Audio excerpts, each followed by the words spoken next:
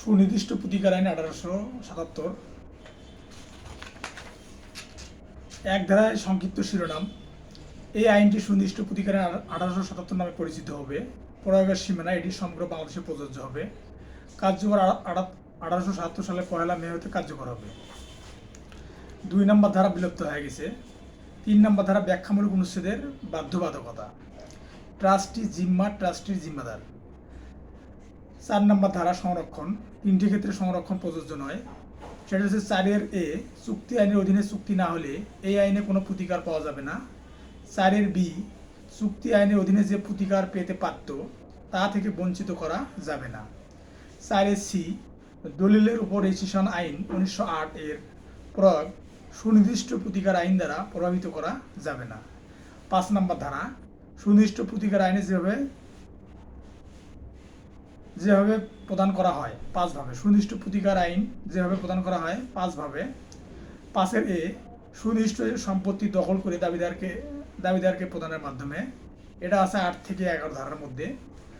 5 B যে কাজ করতে বাধ্য তা করার নির্দেশ আদেশ প্রদানের মাধ্যমে, এটা আছে 12 থেকে 30 ধারা, 31 থেকে 41 ধারার মধ্যে।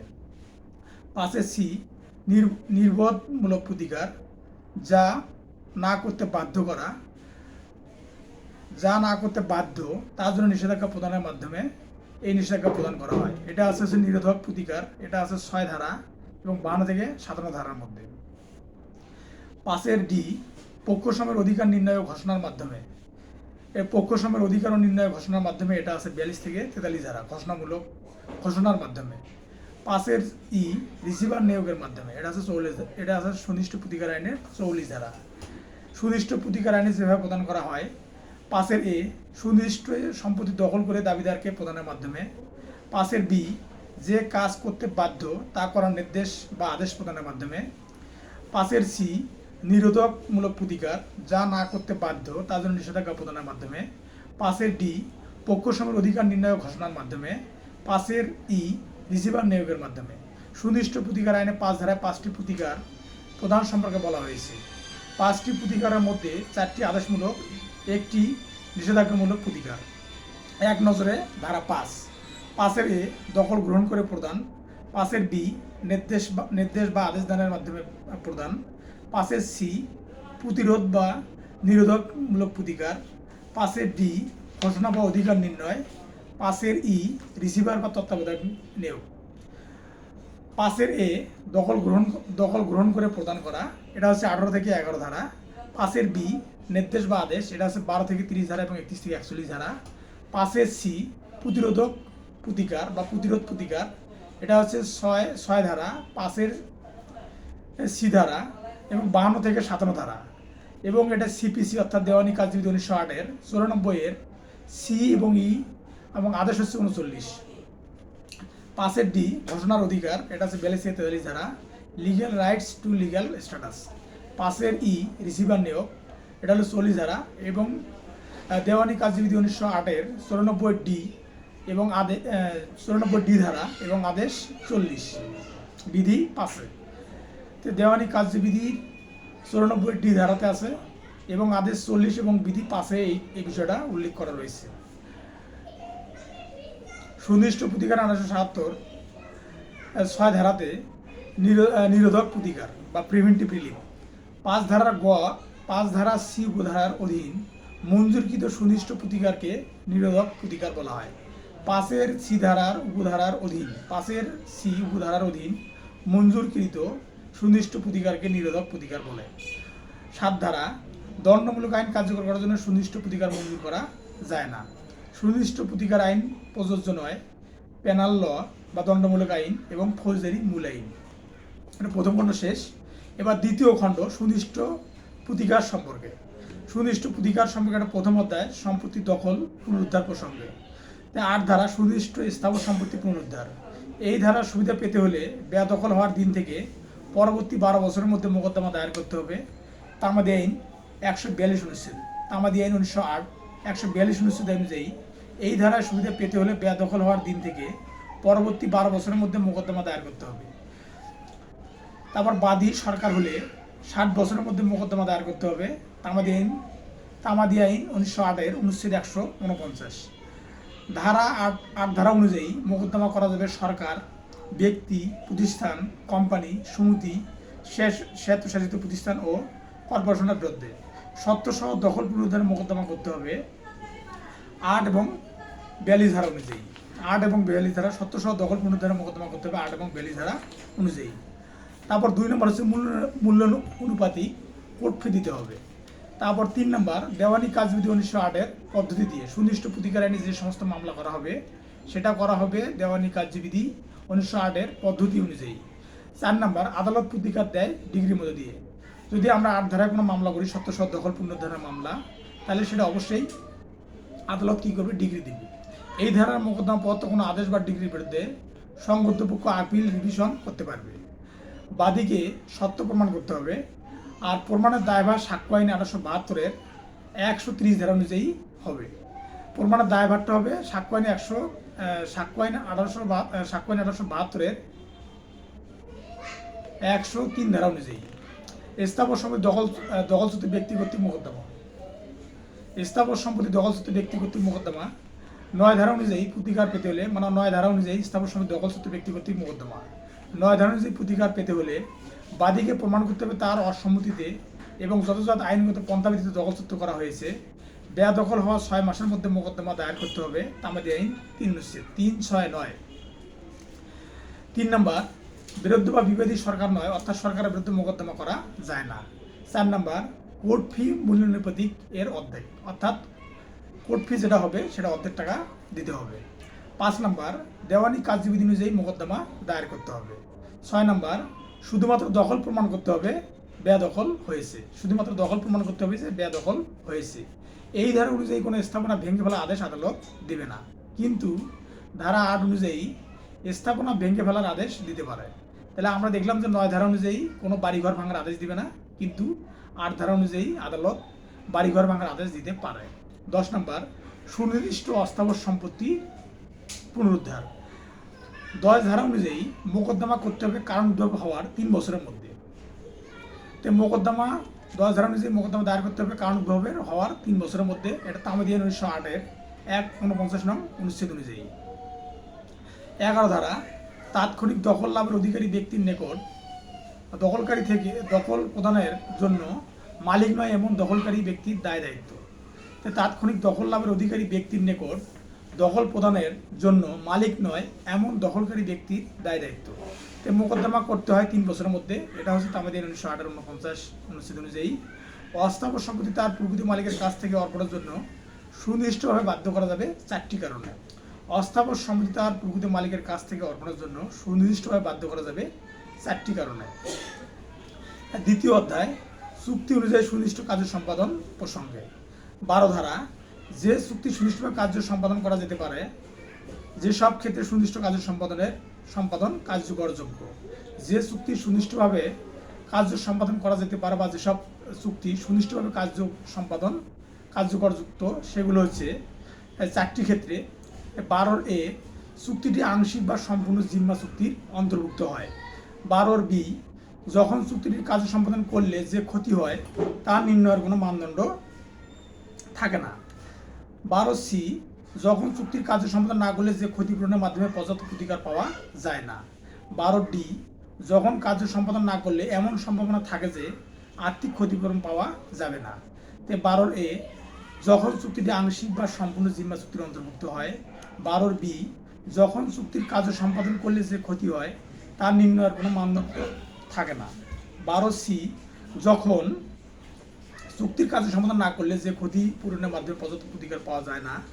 12 যখন কার্য সম্পাদন না করলে এমন সম্ভাবনা থাকে যে আর্থিক ক্ষতিপূরণ পাওয়া যাবে না। অর্থাৎ আংশিক বা সম্পূর্ণ জিম্মা চুক্তির অন্তর্ভুক্ত হলে ক্ষতি নির্ণয়ের মানদণ্ড না থাকলে, আর্থিক ক্ষতিপূরণের মাধ্যমে পর্যাপ্ত প্রতিকার না পাওয়া গেলে, সম্ভাবনা আর্থিক ক্ষতিপূরণ না পাওয়ার, মানে সম্ভাবনা আর্থিক ক্ষতিপূরণ না পাওয়ার, যদি সম্ভাবনা না থাকে আর্থিক ক্ষতিপূরণ পাওয়ার, তাহলে সে চুক্তিটা করা যাবে না।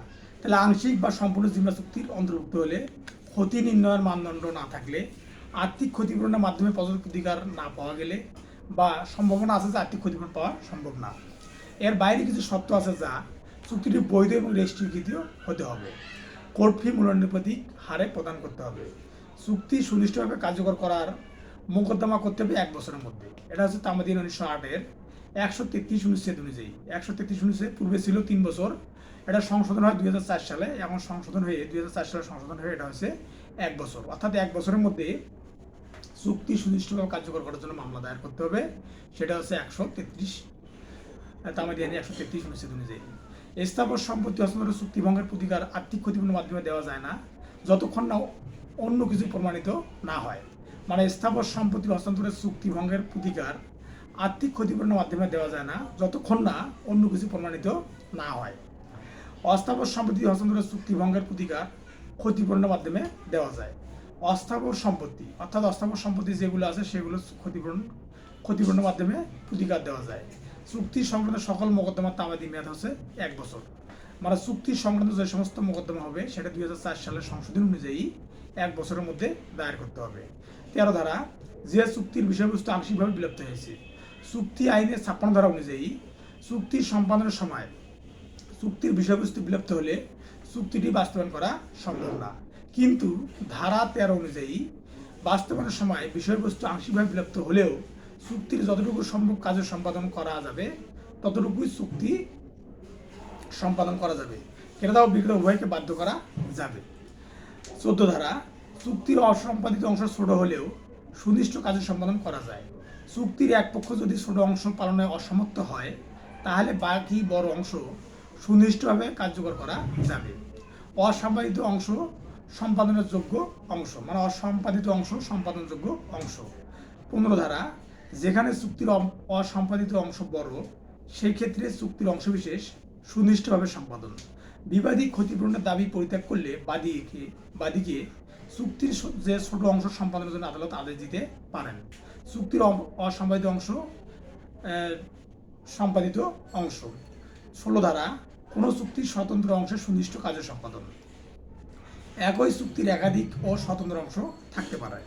কোনো চুক্তির বিষয়বস্তু যদি এমন হয় যার এক অংশের সুনির্দিষ্ট কার্য সম্পাদন করা যায় এবং অন্য অংশের কার্য সম্পাদন করা যায় না, তাহলে যেই অংশ সুনির্দিষ্টভাবে কার্য সম্পাদনযোগ্য সেই অংশের চুক্তি কার্যকর করার জন্য আদালত আদেশ প্রদান করতে পারেন। অর্থাৎ যে অংশ স্বাধীন বা আলাদা বা পৃথক তা কার্যকর করা যেতে পারে। 17 ধারা, অন্য ক্ষেত্রে চুক্তির অংশবিশেষ সুনির্দিষ্টভাবে সম্পাদনের প্রতিবন্ধকতা।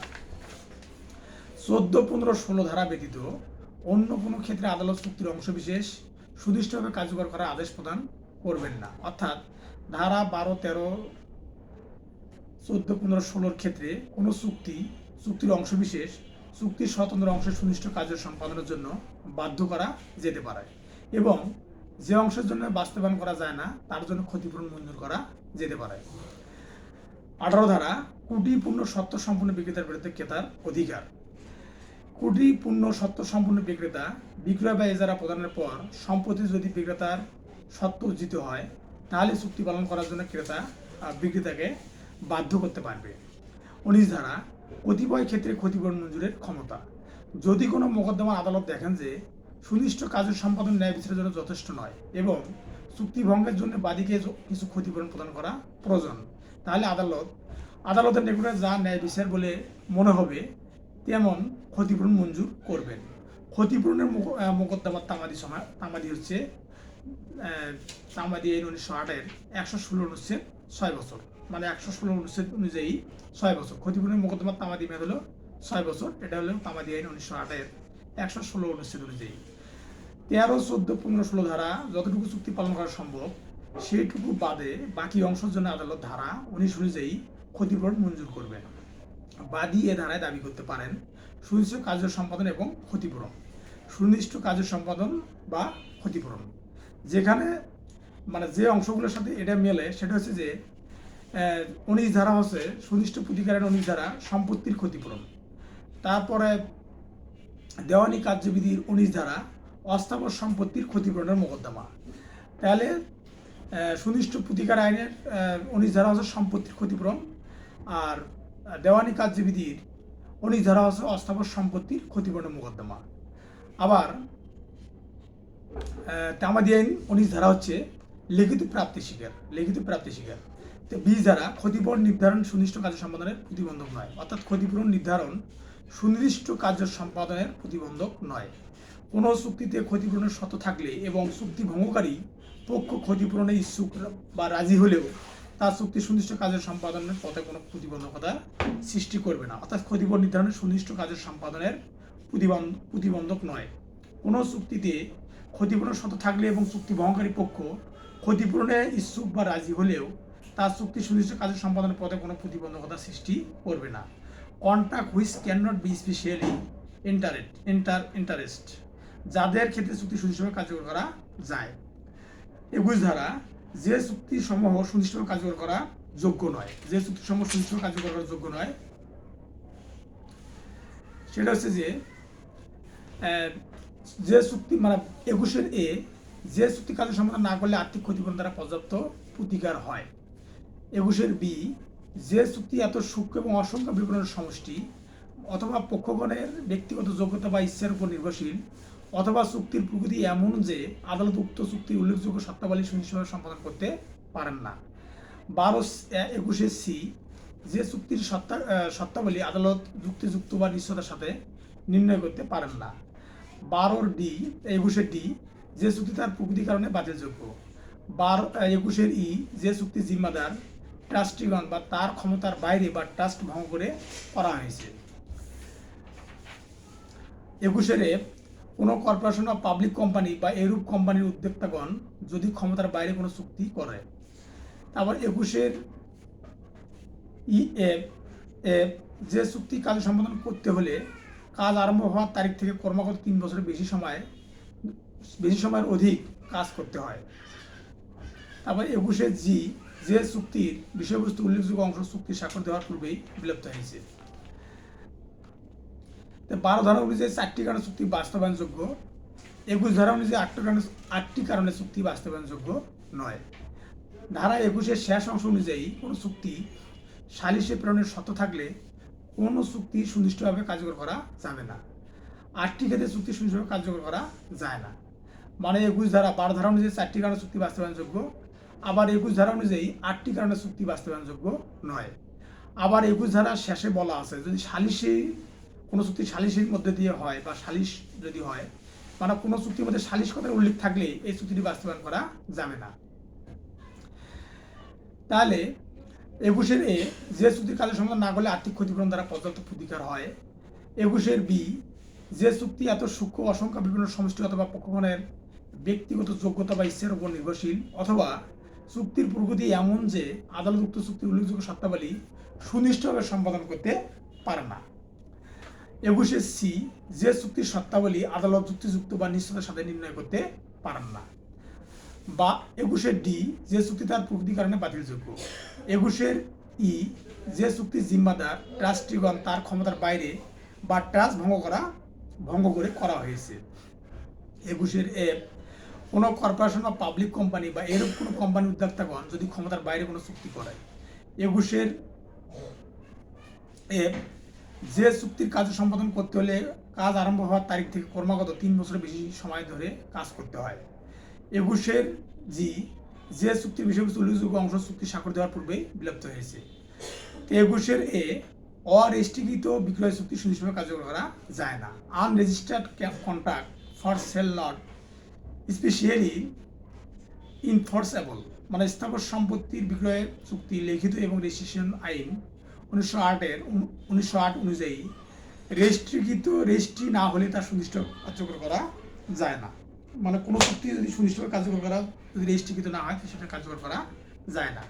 21 এ ধারা সংশোধন করা হয় 2004 সালে এবং কার্যকর করা হয় 1 জুলাই 2005 সালে। 21 এ ধারার শর্তসমূহ পালন করা বাদীর জন্য বাধ্যতামূলক। আদালতের বিবেচনামূলক ক্ষমতা। 22 ধারা নির্দিষ্ট কাজের সম্পাদনের ক্ষেত্রে ডিগ্রি আদালতের ইচ্ছাধীন ক্ষমতা, অর্থাৎ নির্দিষ্ট কাজের সম্পাদনের ক্ষেত্রে আদালতের ডিগ্রি প্রদান আদালতের ইচ্ছাধীন ক্ষমতা। সুনির্দিষ্ট কাজের সম্পাদনের ক্ষেত্রে আদালত তার ইচ্ছাধীন বা বিবেচনামূলক ক্ষমতা প্রয়োগ করে সুনির্দিষ্ট কাজের সম্পাদন আদেশ দিবে না দুটি ক্ষেত্রে।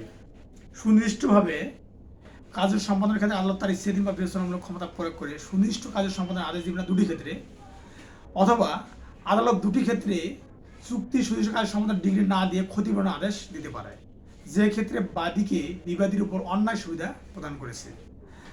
আর যে ক্ষেত্রে চুরি বা কার্য সাধন করলে বিবাদীকে কষ্টের মধ্যে ফেলবে, যে ক্ষেত্রে চুক্তিটি সম্পাদন করলে বিবাদীকে কষ্টের মধ্যে ফেলবে।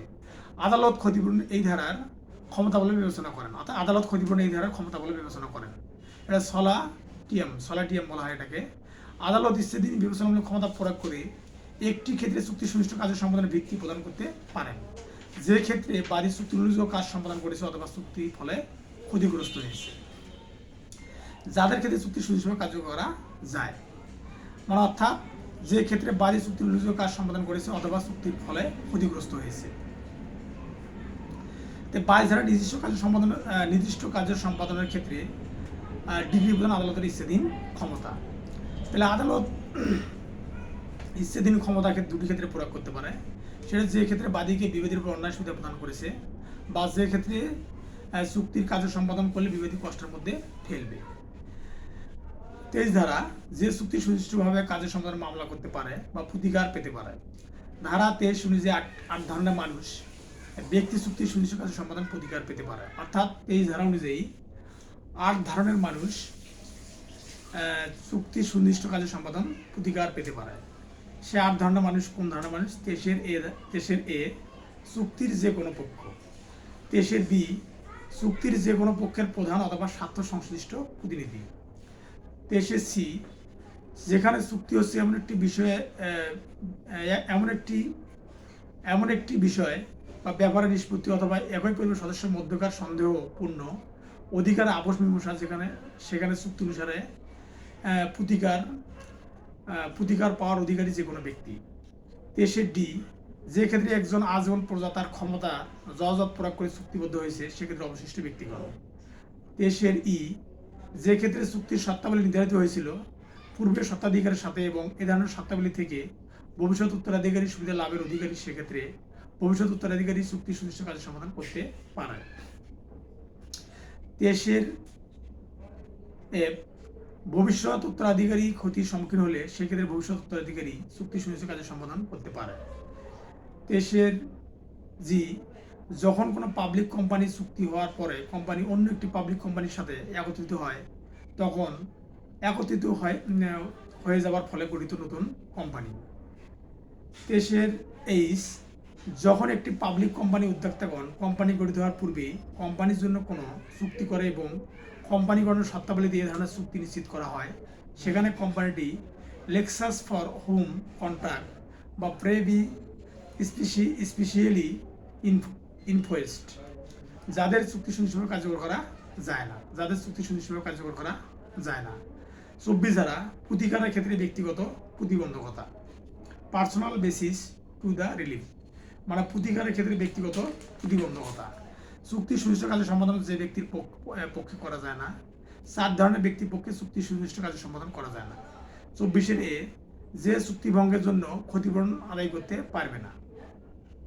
24 বি যে নিজে কোনো চুক্তির প্রয়োজনীয় শর্ত ভঙ্গ করে বা পালনে অসমর্থ হয় বা নিজের অংশের কার্য সম্পাদনে বাকি থাকে। 24 সি যে ইতিমধ্যে নিজের প্রতিকার বেছে নিয়েছে বা যে চুক্তি ভঙ্গের জন্য ক্ষতিপূরণ পেয়েছে। 24 ডি যে চুক্তি পূর্বে অবগত ছিল এবং এর বিলি বন্দোবস্ত করা হয়েছে এবং সেই সময় তা কার্যকর ছিল। তাহলে 24 ধারা অনুযায়ী 4 ধরনের ব্যক্তির পক্ষে চুক্তি সম্পাদন করা যায় না। সেটা হচ্ছে যে চুক্তি ভঙ্গের জন্য ক্ষতিপূরণ আদায় করতে পারবে না। 24 বি যে নিজে কোনো চুক্তির প্রয়োজন শর্ত ভঙ্গ করে বা পালনে অসমর্থ হয় বা নিজের অংশের কার্য সম্পাদনে বাকি থাকে।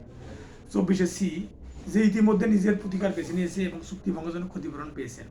24 ডি যে চুক্তি পূর্বে অবগত ছিল যে এর বিলি বন্দোবস্ত করা হয়েছে এবং সেই সময় তা কার্যকর ছিল। 25 ধারা সত্য নেই এমন ব্যক্তি কর্তৃক অথবা অনুমতিক্রমে বসতকারী কর্তৃক স্থাবর কর্তৃক সম্পত্তি বিক্রয় চুক্তি, মানে সত্য নেই এমন ব্যক্তি কর্তৃক অথবা অনুমতিক্রমে বসতকারী কর্তৃক সম্পত্তি বিক্রয় চুক্তি। সত্য নেই বা স্বেচ্ছায় অনুমোদিত বসবাসকারী ব্যক্তি কর্তৃক বিক্রয় বা যারা প্রধান চুক্তি তাদের পক্ষে সুনির্দিষ্টভাবে কার্যকর করা যায় না। For whom contract can not be specially enforced except with the variation. 26 ধারা পরিবর্তন ব্যতীত কার্যকরীকরণ না করা, মানে non enforce except with a variation. মানে 26 ধারা হচ্ছে পরিবর্তন ব্যতীত চুক্তি সম্পাদন করা যায় না। সেটা হচ্ছে কিছু বিশেষ ক্ষেত্রে বিবাদী চুক্তির কিছু পরিবর্তন ছাড়া সম্পাদন করতে পারবে না বলে দাবি করলে আদালত উক্ত দাবি গ্রহণ করার সিদ্ধান্ত নিতে পারেন, যাদের বিরুদ্ধে চুক্তি সুনির্দিষ্টভাবে কার্যকর করা যায়। 27 ধারা পক্ষগণ এবং তাদের নিকট হতে পরবর্তী সত্ত্বের দাবিদার ব্যক্তিগণের বিরুদ্ধে প্রতিকার, relief against party and the person claim under them by the subsequent title. 27 ধারা অনুযায়ী কোনো ব্যক্তির বিরুদ্ধে চুক্তি সুনির্দিষ্ট কাজ সম্পাদনের জন্য মোকদ্দমা করা যায়, যেমন 27 এ যে কোনো পক্ষের বিরুদ্ধে, 27 বি চুক্তির যে কোনো পক্ষের মাধ্যমে দাবিদার ব্যক্তির বিরুদ্ধে, 27 সি সত্ত্বের অধীন দাবিদারের বিরুদ্ধে, 27 ডি একত্রিত হয়ে যাওয়ার ফলে গঠিত নতুন কোম্পানির বিরুদ্ধে, 27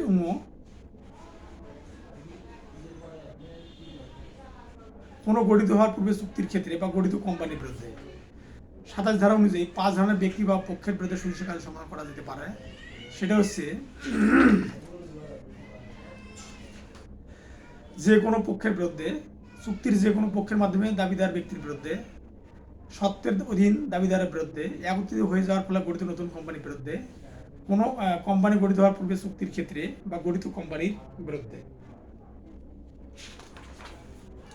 27 এ এজারা সম্প্রতি চুক্তির আংশিক সম্পাদনের ক্ষেত্রে সুনির্দিষ্ট কার্য সম্পাদন, specific performance in case of part of performance.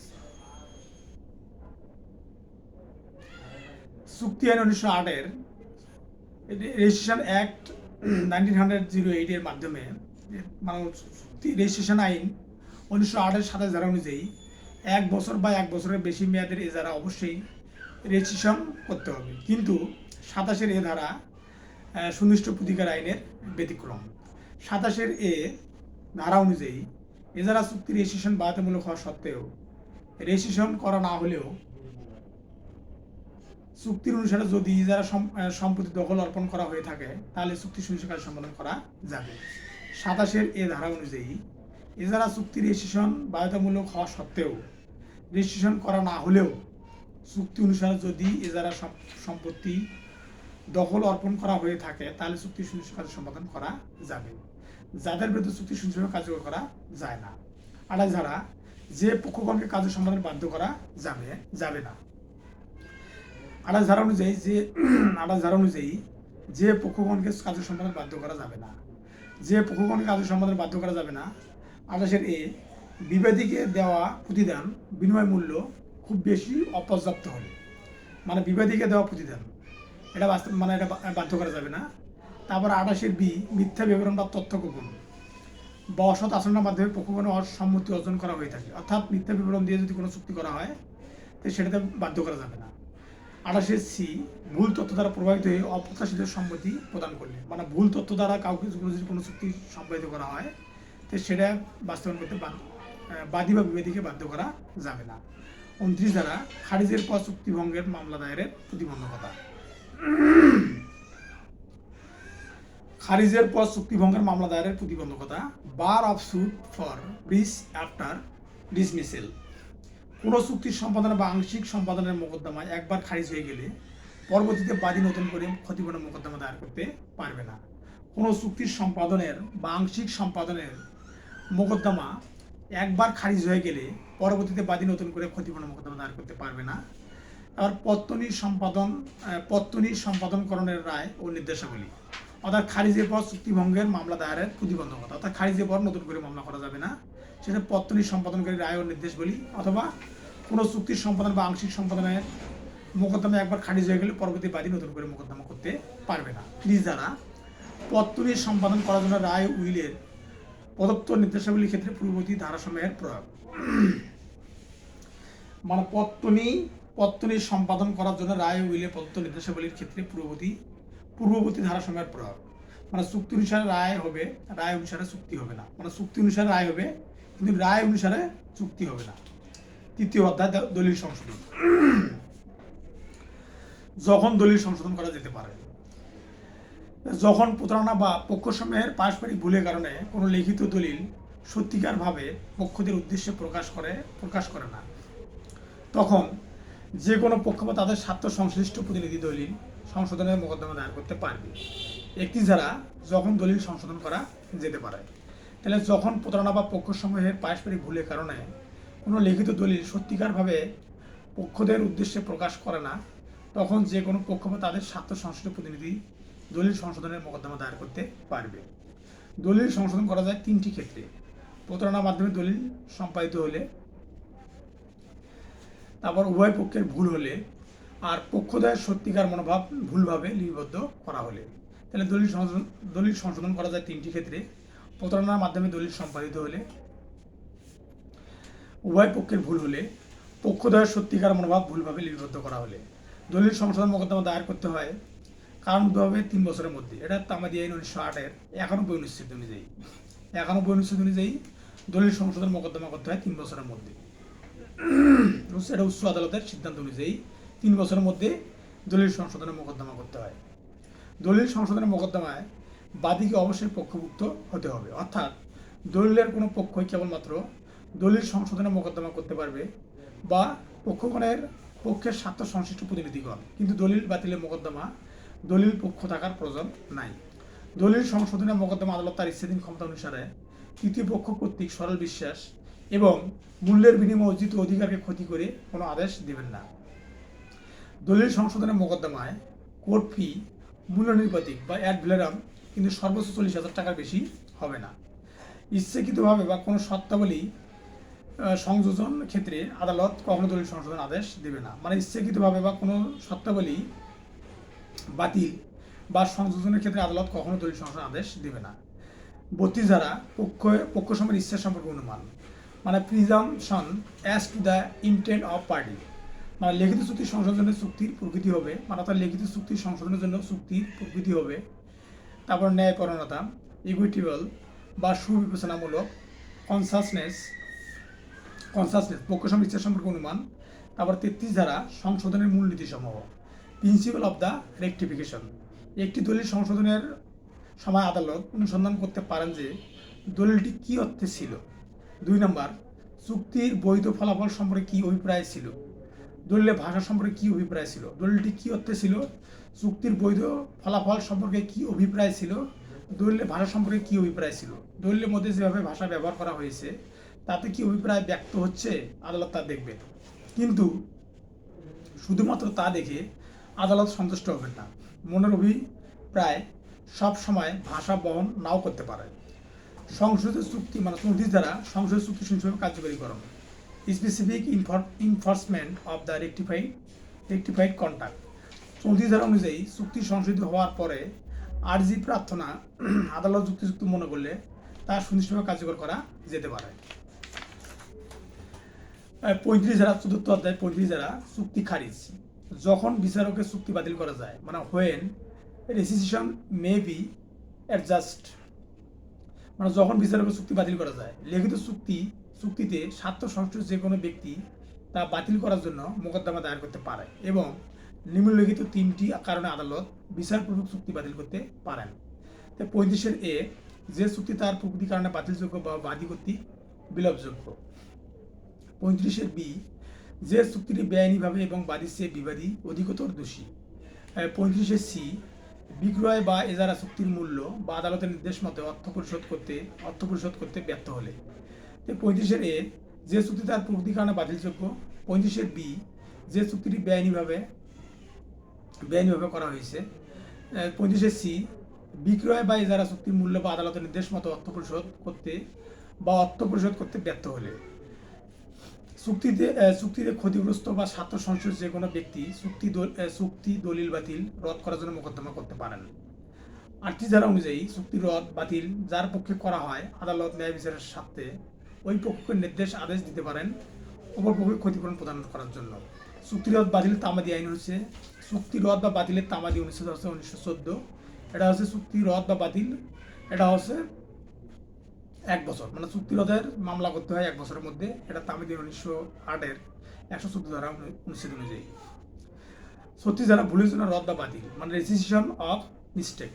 সাধী ধারা সুনিষ্ঠ কাজের সম্পাদনের মোকদ্দমা বিকল্প হিসেবে বাতিলের প্রার্থনা, মানে সুনিষ্ঠ কাজের সম্পাদনের মোকদ্দমায় বিকল্প হিসেবে বাতিলের প্রার্থনা, মানে সুনিষ্ঠ কাজের সম্পাদনের মোকদ্দমায় বিকল্প হিসেবে বাতিলের প্রার্থনা, alternative prayer for the registration in suit for specific performance, মানে একটি লিখিত চুক্তি সুনিষ্ঠ কাজের সম্পাদনের বিকল্প হিসেবে বাদী চুক্তি রোধের প্রার্থনা করতে পারেন এবং আদালত উপযুক্ত মনে করলে চুক্তি রোধের নির্দেশ দিতে পারেন। আর্থিক ধারা রদকারী পক্ষের পক্ষ থেকে আদালত প্রয়োজন অনুসারে ন্যায়পরতার দাবি করতে পারেন। Court May require party descending to do equity, মানে চুক্তি রদ যার পক্ষে করা হয় আদালত ন্যায় বিচারের স্বার্থে ওই পক্ষকে নির্দেশ দিতে পারেন অপর পক্ষকে ক্ষতিপূরণ প্রদান করার জন্য। পঞ্চম অধ্যায় দলিল বাতিল প্রসঙ্গে 39 ধারা যখন দলিল বাতিলে আদেশ প্রদান করা যেতে পারে। যে ব্যক্তির বিরুদ্ধে কোনো লিখিত দলিল বাতিল বা বাতিলযোগ্য সেই ব্যক্তি দলিল বাতিলে মোকদ্দমা করতে পারে। আদালত ইচ্ছাধীন ক্ষমতা বলে দলিল অর্পণ বা বাতিলে আদেশ দিতে পারেন। এটা দলিল বাতিলে আদেশ দিতে হলে এটা হলে 1 বিলিয়ন কোর্ট ফি দিতে হবে, তারপর আংশিকভাবে বিলুপ্ত করা যেতে পারে, বা দলিল বাতিলে মোকদ্দমা করতে হবে তামাদি আইনের 91 অনুচ্ছেদ অনুযায়ী 3 বছরের মধ্যে। দলিল বাতিলে মোকদ্দমা করতে পারে দলিলের যে কোনো পক্ষ যার বিরুদ্ধে দলিলটি বাতিল বা বাতিলযোগ্য দলিলের কারণে ক্ষতিগ্রস্ত ব্যক্তি। দলিলের পক্ষ থাকলে দলিল বাতিলের মোকদ্দমা 39 ধারা অনুযায়ী করতে হয়। তামাদি আইন 1908 এর 91 অনুচ্ছেদ অনুযায়ী এই মামলাটা দায়ের করতে হবে। দলিলের পক্ষ না থাকলে দলিল বাতিলের ঘোষণা চাইতে হবে 42 ধারা অনুযায়ী। তামাদি গণনা হয় তামাদি অনুচ্ছেদ 92, 93 অনুচ্ছেদ অনুযায়ী। তো 41 ধারা অনুযায়ী দলিল বাতিল যার পক্ষে রায় হয় আদালত ন্যায় বিচারের সাথে সেই পক্ষ আদেশ দিতে পারেন অপর পক্ষকে ক্ষতিপূরণ দেওয়ার। 39 ধারা অনুযায়ী বাতিলযোগ্য দলিল সাধারণত কবলা দলিল, বন্ধকি দলিল, নাবালক কর্তৃক সম্মত দলিল। মানে 39 ধারা যে দলিলগুলো বাতিল করা হয় সেটা হচ্ছে যে কবলা দলিল, বন্ধকি দলিল, নাবালক কর্তৃক সম্পাদিত দলিল। আর এটা হচ্ছে 91 ধারা অনুচ্ছেদ অনুযায়ী করতে হয়, সেটা করতে হয় 3 বছরের মধ্যে। দলিল বাতিলে মোকদ্দমা করতে হয় 3 বছরের মধ্যে। 40 ধারা যে দলিল আংশিকভাবে বাতিল করা যেতে পারে। What instrument may be partially cancelled, মানে যখন একটি দলিল বিভিন্ন অধিকার বা বিভিন্ন বাধ্যবাধকতার সাক্ষ্য হয় তখন আংশিকভাবে বাতিল করা যেতে পারে। তারপর বাতিল অংশকে সম্পূর্ণরূপে বা স্বতন্ত্র পৃথক হতে হবে, মানে যে দলিল আংশিকভাবে বাতিল করা যেতে পারে সেটা হচ্ছে যে যখন একটি দলিল বিভিন্ন অধিকার বা বিভিন্ন বাধ্যবাধকতার সাক্ষ্য হয় তখন আংশিকভাবে বাতিল করা যেতে পারে। আবার বাতিল অংশকে সম্পূর্ণরূপে স্বতন্ত্র বা পৃথকভাবে বাতিল করতে পারে। 41 ধারা যে পক্ষের জন্য দলিল বাতিল করা হয়েছে সেই পক্ষের নিকট থেকে ক্ষতিপূরণ আদায়ের ক্ষমতা। What power to require party for whom instrument in the cancel to make compensation, মানে দলিল বাতিল যার আবেদনে হয় সেই আবেদনকারী পক্ষ ক্ষতিপূরণ দিবে বিরোধী পক্ষকে আদালত ন্যায় বিচারের সাথে এই নির্দেশ দিতে পারে। দলিল বাতিল যার আবেদনে হয় সেই আবেদনকারী পক্ষ ক্ষতিপূরণ দিবে বিরুদ্ধ পক্ষকে আদালত ন্যায় বিচারের সাথে এই নির্দেশ দিতে পারে। 6ষ্ঠ অধ্যায় ঘোষণামূলক ডিগ্রি। 42 ধারা মর্যাদা বা অধিকার ঘোষণা সম্পর্কে আদালত ইচ্ছাধীন ক্ষমতা, মানে অর্থাৎ মর্যাদা বা অধিকারের ঘোষণা আদালতের ইচ্ছাধীন ক্ষমতা। এটা হলো discretion of court as to the declaration of status of right, মানে ঘোষণামূলক ডিগ্রি প্রদান করা হয় দুটি ক্ষেত্রে। এটা হচ্ছে আইনগত অধিকার আর একটা হচ্ছে আইনগত পদমর্যাদা, মানে আইনগত অধিকার বা সম্পত্তি আর আইনগত পদমর্যাদা। এটা হচ্ছে রাইট টু প্রপার্টি আর লিগ্যাল ক্যারেক্টার অথবা স্ট্যাটাস। অধিকার আইন থেকে সৃষ্টি হবে, বিবাদিতা অস্বীকার করবে, মানে অধিকার আইন থেকে সৃষ্টি হবে, বিবাদিতা অস্বীকার করবে। আবার এরূপ ঘোষণা প্রতিবন্ধকতা, সেক্ষেত্রে বাদী সত্ত্বের ঘোষণা ছাড়াও আরও প্রতিকার পেতে সামর্থ্য, যে প্রতিকার না চাইলে সত্য পরিপূর্ণ হয় না, বা আনুষঙ্গিক প্রতিকার না চাইলে আদালত যে কোনো ঘোষণা প্রদান করবে না। ঘোষণামূলক মোকদ্দমা ঘোষণা আদালতের ইচ্ছাধীন ক্ষমতা, যেখানে মোকদ্দমায় প্রতি ঘোষণার জন্য 300 টাকা কোর্ট ফি দিতে হয়। তাই ঘোষণামূলক মোকদ্দমা করতে হয় 6 বছরের মধ্যে। এটা তামাদি আইনে 120 অনুচ্ছেদ অনুযায়ী।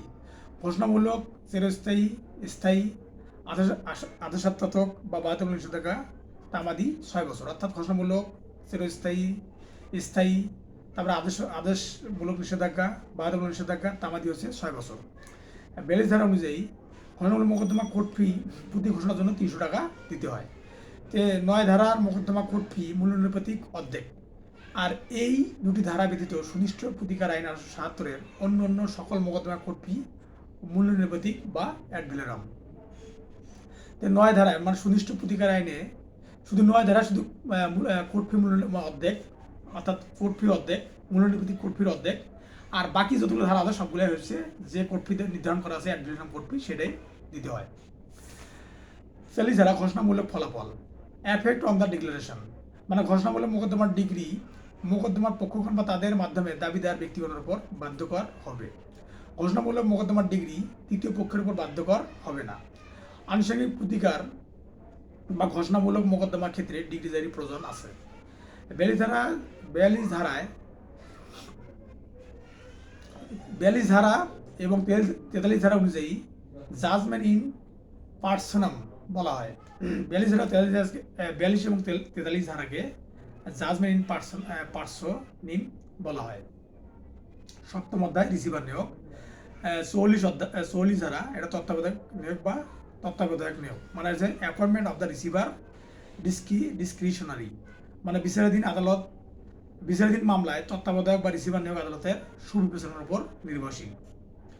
এই রিসিভার সুনির্দিষ্ট প্রতিকার আইনের 5-এর ই ধারায় আছে এবং 5-এর ই ধারায় এবং 5-এর ই উপধারায় এবং 5-এর 8 উপধারায় এবং 40 ধারায় আছে। আর রিসিভার আছে দেওয়ানি কার্যবিধি 94-এর 1 ধারায় এবং 98-এর ডি ধারায়। আদালতের অতিরিক্ত ক্ষমতা মানে সাপ্লিমেন্টাল প্রসিডিং এবং দেওয়ানি কার্যবিধি 40 আদেশে এই রিসিভার নিয়োগ 40 আদেশের 1 বিধিতে এই রিসিভার নিয়োগ সম্পর্কে বলা আছে। আর রিসিভার নিয়োগের কথা ফৌজদারি কার্যবিধি 1898-এর 88-র 4 উপধারায় 4-এর 6 উপধারায় ব্যক্তি সম্পত্তি ক্রক মানে 88-4-এর 6 উপধারায় মানে ব্যক্তি সম্পত্তি ক্রক বা অ্যাটাচমেন্ট অফ প্রপার্টি বা পার্সন অ্যাবসকন্ডিং এটা বলা আছে, মানে অর্থাৎ 88-4 উপধারায় বলা আছে রিসিভার নিয়োগ সম্পর্কে ফৌজদারি কার্যবিধির। সেই সাথে 146-এর 2 উপধারায় বিরোধীয় সম্পত্তি ক্রয় করার ক্ষমতা, ক্ষমতা বিষয়ে বলা আছে। এটা ধারা দেওয়ানি কার্যবিধি দ্বারা নিয়ন্ত্রিত হবে, অর্থাৎ 40 ধারা অর্থাৎ রিসিভার নিয়োগটা নিয়ন্ত্রিত হবে reference to code of civil procedure, অর্থাৎ দেওয়ানি কার্যবিধি অনুযায়ী নিয়ম অনুযায়ী আইন অনুযায়ী রিসিভার নিয়োগের বিষয়টা সম্পাদিত হবে। এটা হলো 8ম অধ্যায় বা 3য় খণ্ড। 8ম অধ্যায় 45-51 এটা বাতিল হয়ে গেছে। 3য় খণ্ড বা নিরোধক প্রতিকার এটা হচ্ছে 9 অধ্যায়। 52 নিরোধমূলক প্রতিকার যেভাবে মঞ্জুর করা হয়, মানে প্রিভেন্টিভ রিলিফ হাউ গ্রান্টেড। 52 ধারায় নিরোধমূলক প্রতিকার নিবারণমূলক প্রতিকার যেভাবে মঞ্জুর করা হয়, প্রিভেন্টিভ রিলিফ হাউ গ্রান্টেড। 5-এর গ ধারা অনুযায়ী মানে 5-এর সি ধারা অনুযায়ী কোনো কাজ না করতে বাধ্য এমন কোনো পক্ষ তা করা হইতে বিরত রাখাকে নিরোধমূলক রাখার মাধ্যমে সুনির্দিষ্ট প্রতিকার প্রদান করা হয়। আর 6 ধারা অনুযায়ী এই প্রতিকারকে নিরোধমূলক প্রতিকার বলা হয়। তাহলে 5-এর সি ধারা অনুযায়ী কোনো কাজ না করতে বাধ্য এমন কোনো পক্ষকে তা করা হইতে বিরত রাখাকে নিরোধমূলক রাখার মাধ্যমে সুনির্দিষ্ট প্রতিকার প্রদান করা হয়। আবার 6 ধারা অনুযায়ী এই প্রতিকারকে নিরোধমূলক প্রতিকার বলা হয়। এই নিরোধমূলক প্রতিকার হচ্ছে আদালত ইচ্ছাধীন ক্ষমতা বলে অস্থায়ী বা চিরস্থায়ী নিষেধাজ্ঞা জারির মাধ্যমে নিরোধক প্রতিকার মঞ্জুর করা হয়। 53 ধারা অস্থায়ী নিষেধাজ্ঞা মানে টেম্পোরারি ইনজাংশন, মোকদ্দমার যে কোনো অবস্থায় একটি নির্দিষ্ট সময় পর্যন্ত বা আদালত পরবর্তী আদেশ না দেওয়া পর্যন্ত দেওয়ানি কার্যবিধি 1908-এর 39 অস্থায়ী নিষেধাজ্ঞা বা অন্তর্বর্তীকালীন আদেশ দিয়ে থাকে। এটা অন্তর্বর্তীকালীন আদেশ বা নিষেধাজ্ঞা মঞ্জুর করে। তো অস্থায়ী নিষেধাজ্ঞা চাওয়া হয় দরখাস্তের মাধ্যমে এবং দেওয়া হয় আদেশের মাধ্যমে। তাহলে অস্থায়ী নিষেধাজ্ঞা চাওয়া হয় দরখাস্তের মাধ্যমে এবং দেওয়া হয় আদেশের মাধ্যমে। তো 39 আদেশের 2 বিধি অনুযায়ী অস্থায়ী নিষেধাজ্ঞা ভঙ্গ করলে 6 মাসের দেওয়ানি আটক এবং সম্পত্তি ক্রয় করার নির্দেশ আদালত দিতে পারে। এটা হলো 39 আদেশের বিধি 2-এর 3 উপবিধি অনুযায়ী। অস্থায়ী নিষেধাজ্ঞার আদেশ অমান্য করার বিরুদ্ধে মামলা করার বিধান আছে, যা ভায়োলেশন স্যুট নামে পরিচিত, যেটা 39 আদেশের 2-3 উপবিধি অনুযায়ী, মানে 39 আদেশের 2 উপবিধি 2-3 উপবিধি অনুযায়ী অস্থায়ী নিষেধাজ্ঞা আদেশের বিরুদ্ধে মিস আপিল করা যায়, মানে সিপিসি মিস আপিল করা যায়। এটা হচ্ছে 43 আদেশের 1 বিধি অনুযায়ী, মানে অস্থায়ী নিষেধাজ্ঞার আদেশের বিরুদ্ধে মিস আপিল করা যায়, সেটা হচ্ছে দেওয়ানি কার্যবিধি 43 আদেশের 1 বিধি অনুযায়ী। আর আদেশ সমূহ হতে আপিল, মানে আপিল ফ্রম অর্ডার। অস্থায়ী নিষেধাজ্ঞা মঞ্জুরির ক্ষেত্রে আদালতের জন্য অনুসরণীয় নীতিসমূহ, মানে আপাতত দৃশ্যমান একটি মামলা থাকতে হবে, মানে এক্সিস্টেন্স অফ দ্য প্রিমা ফেসিস অফ কেস। হ্যাঁ, আপাতত দৃশ্যমান একটি মামলা থাকতে হবে। তারপর বাদীর অপূরণীয় ক্ষতির সম্ভাবনা থাকবে, মানে ইররিপেয়ারেবল লস। মামলার ভারসাম্য রক্ষার জন্য প্রয়োজন, মানে balance of the inconvenience in favour of the plaintiff. তারপরে নিষেধাজ্ঞা মঞ্জুর হলে তৃতীয় ব্যক্তির ক্ষতির সম্ভাবনা নাই। তারপর মামলায় বাদীর জয়লাভের সম্ভাবনা। তাহলে অস্থায়ী নিষেধাজ্ঞা মঞ্জুর ক্ষেত্রে আদালতের জন্য অনুসরণীয় নীতিসমূহ কোনগুলো? সেটা হচ্ছে যে আপাতত দৃশ্যমান একটি মামলা থাকতে হবে, মানে আপাতত দৃশ্যমান একটি মামলা থাকতে হবে, মামলা থাকা লাগবে। তারপর বাদীর অপূরণীয় ক্ষতির সম্ভাবনা থাকা লাগবে। তারপর মামলার ভারসাম্য রক্ষার জন্য প্রয়োজন। তারপর নিষেধাজ্ঞা মঞ্জুর হলে তৃতীয় ব্যক্তির কোনো ক্ষতির সম্ভাবনা নাই, বা মামলার বাদী জয়লাভের সম্ভাবনা থাকতে হবে। বিচারের স্বার্থে প্রয়োজন হলে সাময়িক ইনজাংশন বা নিষেধাজ্ঞা আদালত অন্তর্নিহিত ক্ষমতা বলে দিতে পারেন। এটা হচ্ছে অল ইন্ডিয়া রিপোর্ট 1954 সালের 477 নম্বর পেজে এটা উল্লেখ করা আছে। অল ইন্ডিয়া রিপোর্ট 1954 477 নম্বর পেজে এটা বলা আছে। চিরস্থায়ী নিষেধাজ্ঞা, দশম অধ্যায় চিরস্থায়ী নিষেধাজ্ঞা, এটা 54 দ্বারা চিরস্থায়ী নিষেধাজ্ঞা যখন মঞ্জুর করা হয়, তাই পারপেচুয়াল ইনজাংশন হোয়েন গ্রান্টেড। চিরস্থায়ী নিষেধাজ্ঞা কখন মঞ্জুর করা হয়? মামলার শুনানির শেষে গুণাগুণ বিচার করে চিরস্থায়ী নিষেধাজ্ঞা ডিগ্রি দ্বারা মঞ্জুর করা হয়। তারপর চিরস্থায়ী নিষেধাজ্ঞা চাওয়া হয় আর্জির মাধ্যমে, দেওয়ানি আদালত মূল মামলা হিসেবে দায়ের হয়, মানে অর্থাৎ চিরস্থায়ী নিষেধাজ্ঞা চাওয়া হয় আর্জির মাধ্যমে, দেওয়ানি আদালতে সেটা মূল মামলা হিসেবে দায়ের করা হয়। আর এই ধারার অধীন ট্রেডমার্ক সম্পত্তি হিসেবে বিবেচিত হবে, মানে এই ধারার অধীন ট্রেডমার্ক সম্পত্তি হিসেবে বিবেচিত হবে। অর্থাৎ ট্রেডমার্ক, কোনো কোম্পানির ট্রেড লাইসেন্সটা কী হবে? সম্পত্তি হিসেবে বিবেচিত হবে। যেমন স্কয়ার, এসিআই, এগুলো হচ্ছে একটা ব্র্যান্ড, এটা একটা সম্পত্তি, এই ব্র্যান্ডগুলো একটা সম্পত্তি। তো এই ধারার অধীনে এই ট্রেড লাইসেন্সগুলো সম্পত্তি হিসেবে বিবেচিত হবে। চিরস্থায়ী নিষেধাজ্ঞা প্রধান আদালত স্বাধীন ক্ষমতা এবং একটি ডিগ্রি বা সম্পূর্ণ নিয়ন্ত্রিত হয় সুনির্দিষ্ট প্রতিকার আইন 1870 দ্বারা। তিনটি কারণে বা 5টি ক্ষেত্রে আদালত চিরস্থায়ী নিষেধাজ্ঞা মঞ্জুর করতে পারেন। তিনটি কারণ হচ্ছে চুক্তি নয় এমন বাধ্যবাধকতা ভঙ্গ রদ করার জন্য, বা চুক্তি ভঙ্গ রদ করার জন্য, বাদীর সম্পত্তির ভোগ দখলের অধিকার হস্তক্ষেপ করার হুমকি প্রদান করলে আদালত নিচের 5টি ক্ষেত্রে চিরস্থায়ী নিষেধাজ্ঞা মঞ্জুর করতে পারেন। সেটা হচ্ছে যে ক্ষেত্রে বাদীর সম্পত্তির ট্রাস্টি বা জিম্মাদার, এটা আছে 54 এ ধারা। তারপরে ক্ষতি নিরূপণের মানদণ্ড না থাকলে, এটা আছে 54 বি ধারা। তারপরে আর্থিক ক্ষতিপূরণ পর্যাপ্ত নয়, এটা আছে 54 সি ধারা। তারপরে আর্থিক ক্ষতিপূরণ পাওয়ার সম্ভাবনা নাই, এটা আছে 54 ডি ধারা। তারপরে মামলার সংখ্যাধিক্য রোধ করতে, মানে যাতে অতিরিক্ত মামলা না হয় সেই জন্য এটা সংখ্যাধিক্য রোধ করতে, এটা 54 ই ধারা। তো যে ক্ষেত্রে বাদীর সম্পত্তি ট্রাস্টি বা জিম্মাদার, বা ক্ষতি নিরূপণের মানদণ্ড না থাকলে, বা আর্থিক ক্ষতিপূরণ পর্যাপ্ত নয়, বা আর্থিক ক্ষতিপূরণ পাওয়ার সম্ভাবনা নাই, বা মামলার সংখ্যাধিক্য রোধ করতে। অর্থাৎ চিরস্থায়ী নিষেধাজ্ঞা মঞ্জুরির ক্ষেত্রে 12 ধারা যেসব ক্ষেত্রে সুনির্দিষ্ট কার্য সম্পাদন কার্যকরযোগ্য এই 4টি ক্ষেত্রে, মানে 54 সেটা ইতে বলা আছে, অর্থাৎ 54 ইতে বলা আছে। এটা চিরস্থায়ী নিষেধাজ্ঞার ডিগ্রির বিরুদ্ধে আপিল করা যায়, যেহেতু ডিগ্রি, তাই তামাদি আইন হলো, তাহলে তামাদি আইন 1908 120 অনুচ্ছেদ অনুযায়ী 6 বছর। চিরস্থায়ী নিষেধাজ্ঞা যেহেতু ডিগ্রির বিরুদ্ধে, চিরস্থায়ী নিষেধাজ্ঞা যেহেতু একটা ডিগ্রি, এই জন্য আপিল করা যায়। আর এটার আপিল করা যায় হলে, এটা আপিল করার তামাদি মেয়াদ হলো 6 বছর। এটা আছে তামাদি আইন 120 অনুচ্ছেদ অনুযায়ী। মোকদ্দমা দায়েরের পর নালিশ সম্পত্তি হতে উচ্ছেদের হুমকি দিলে অস্থায়ী নিষেধাজ্ঞা আবেদন করতে হয়, তাই দরখাস্ত হলফনামা দিতে হয়। মানে মোকদ্দমা দায়েরের পর নালিশ সম্পত্তি হতে উচ্ছেদের হুমকি দিলে অস্থায়ী নিষেধাজ্ঞা আবেদন করতে হয়, তাই দরখাস্ত হলফনামা দিতে হয়। তারপর 55 বাধ্যতামূলক নিষেধাজ্ঞা, মানে ম্যান্ডেটরি ইনজাংশন। বাধ্যতামূলক নিষেধাজ্ঞা বাধ্যতামূলক নিষেধাজ্ঞা আদালত স্থিতিহীন ক্ষমতা বলা আদেশের মাধ্যমে প্রদান করা হয়। বিবাদীকে একটি নির্দিষ্ট কাজ সম্পন্ন করার জন্য নির্দেশ দেওয়া হয় যেন উক্ত নালিশি সম্পত্তিতে বিষয়বস্তু পূর্বের অবস্থায় ফিরিয়ে আনা হয়। মানে বাধ্যতামূলক নিষেধাজ্ঞা আদালতের স্থিতিহীন ক্ষমতা বলে আদেশের মাধ্যমে প্রদান করা হয়। বিবাদীকে একটি নির্দিষ্ট কাজ সম্পন্ন করার জন্য নির্দেশ দেওয়া হয় যেন উক্ত সম্পত্তি বা নালিশি সম্পত্তিতে পূর্বের অবস্থায় ফিরিয়ে আনা হয়। বাধ্যতামূলক নিষেধাজ্ঞা নিয়ন্ত্রিত হয় সুনির্দিষ্ট প্রতিকার আইন 1870 ধারা অনুযায়ী। এটা তামাদি হচ্ছে 106 বছর এবং এটা তামাদি 1908 120 অনুচ্ছেদ অনুযায়ী।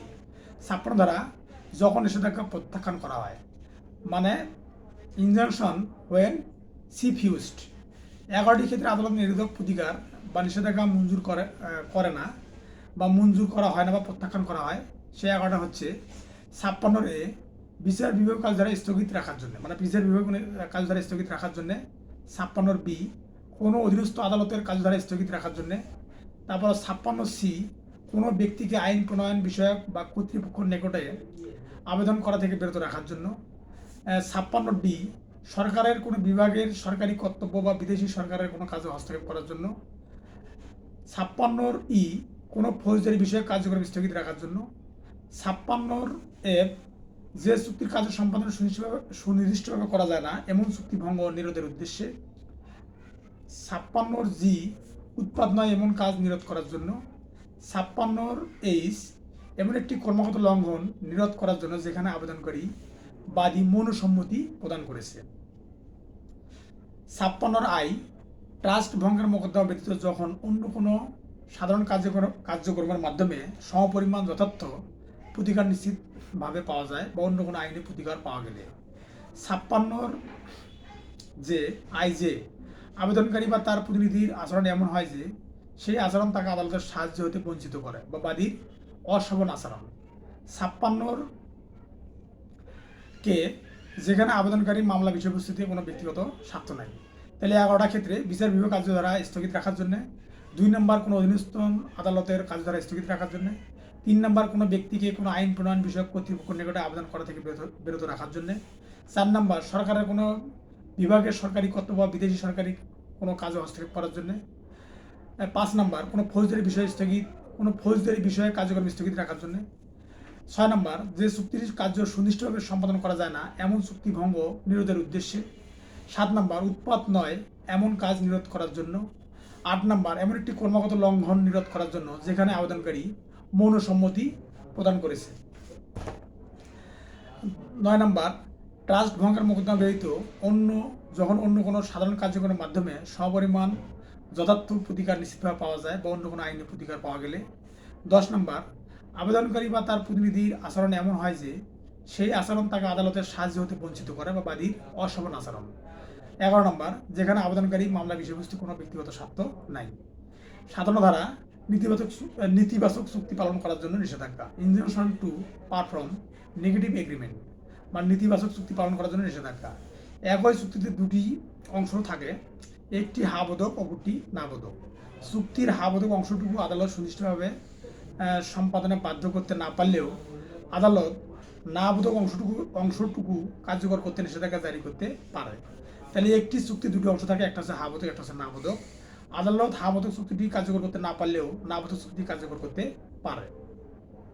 তাহলে এক নজরে সুনির্দিষ্ট প্রতিকার 1877, মানে দলিল সংশোধন 31 ধারা 3টি ক্ষেত্রে, চুক্তি রদ 35 ধারা, দলিল বাতিল 39 ধারা।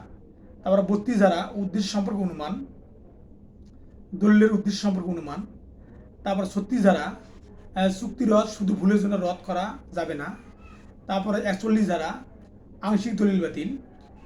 তারপর 33 ধারা দলিল সংশোধন মূলনীতি। তারপরে চুক্তি রদ 37 ধারা চুক্তি রদ 37 ধারা অর্থাৎ বিকল্প হিসেবে রদ প্রার্থনা করা। 37 ধারা বিকল্প হিসেবে চুক্তি রদ বিকল্প হিসেবে, মানে চুক্তি রদ হলে বিকল্প হিসেবে রদ প্রার্থনা করা। তারপরে 41 ধারা দলিল বাতিল করে ক্ষতিপূরণ মঞ্জুরের ক্ষমতা। তারপরে 34 ধারা দলিল সংশোধিত দলিল সুনির্দিষ্ট প্রতিকার আইন অনুযায়ী দাবি।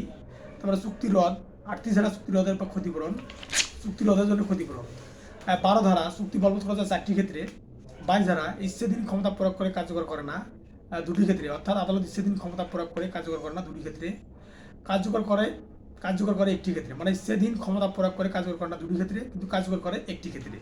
23 ধারা মামলা করতে পারে 8 ধরনের ব্যক্তি। 27 ধারা যাদের বিরুদ্ধে মামলা করা যায় না, 5 ধরনের ব্যক্তির পক্ষে মামলা করা যায় না। 24 ধারা যার পক্ষে করা যায় না, 4 ধরনের ব্যক্তির পক্ষে মামলা